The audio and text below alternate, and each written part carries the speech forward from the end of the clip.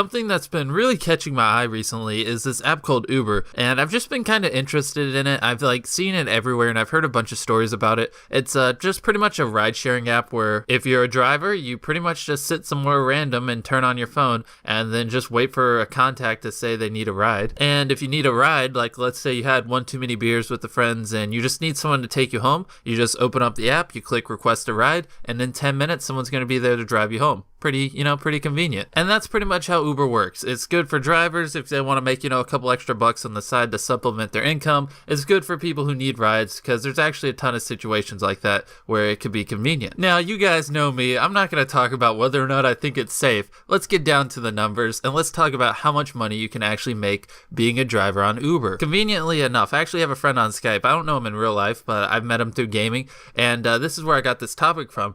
He just did his first week at Uber. And actually, in his first week, he made $300. Even though I said it was his first week, he only drove that Saturday and Sunday. So he only drove 2 days and ended up making $300. So pretty much, he downloaded the app. He started giving people rides. He spent 10 hours that weekend, and he ended up earning $300. Earning, as the app would say, $300. So you do the math. That's $30 an hour. He drove around 10 hours. He made $300. That's ridiculous. $30 an hour is that's a ton of money. And that sounds so good. Why isn't everyone using this app, Uber? But then right before Uber paid him, they took 20% commission. It kind of makes sense. Uber made the app so they can take 20% of the earnings as commission. And so now instead of making $30 an hour, he's making $24 an hour. Well, then you also have to add the $6 an hour he paid for gas. Now he's making $18 an hour. And then you also have to think about it realistically. It's wearing down his car. It's getting him closer to his next oil change. It's, time consuming. There's all these things you have to take into account. Realistically speaking, after taxes, oil change, just taking a lot of different things into account, because you do actually have to pay taxes on the earnings, and it's above 10%. It's a decent amount.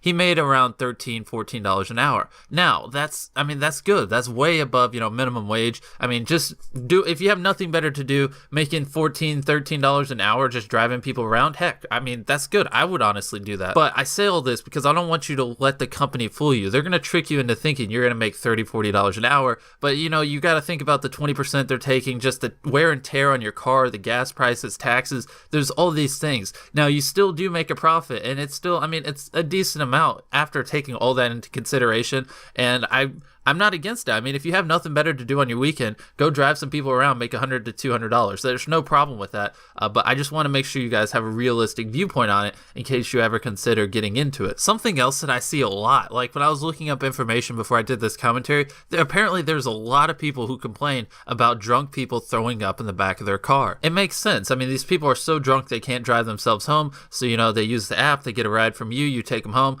But apparently these guys throw up in a lot of people's cars. So I would take that into consideration too, but be aware you can decline rides. So if someone in your area requests a ride from you, you can decline it. So you can not pick up people from bars if you don't want people throwing up in the back of your car. So yeah, that's everything. I'll wrap up the video. My thoughts on it: if I need a ride, to be honest, I would probably use that app. It is probably cheaper than a taxi, and you don't have to try to wave them down, even though there are no taxis where I live. So I'd rather use the Uber app. And there have been a couple cases of people trying to do something, picking up people and trying to kidnap them, but that's only 2 or 3 cases, and there's probably been 1 million rides given out through the app. So the chances of anything bad happening, it's so low that there's probably the equal amount of chance that would happen if you got a taxi driver. You know what I'm saying? So I see no problem in the app. I think it's pretty good, and it's it's getting our current age up to date with technology, and stuff like that is actually sufficient. It's actually eco-friendly. It saves gas because people are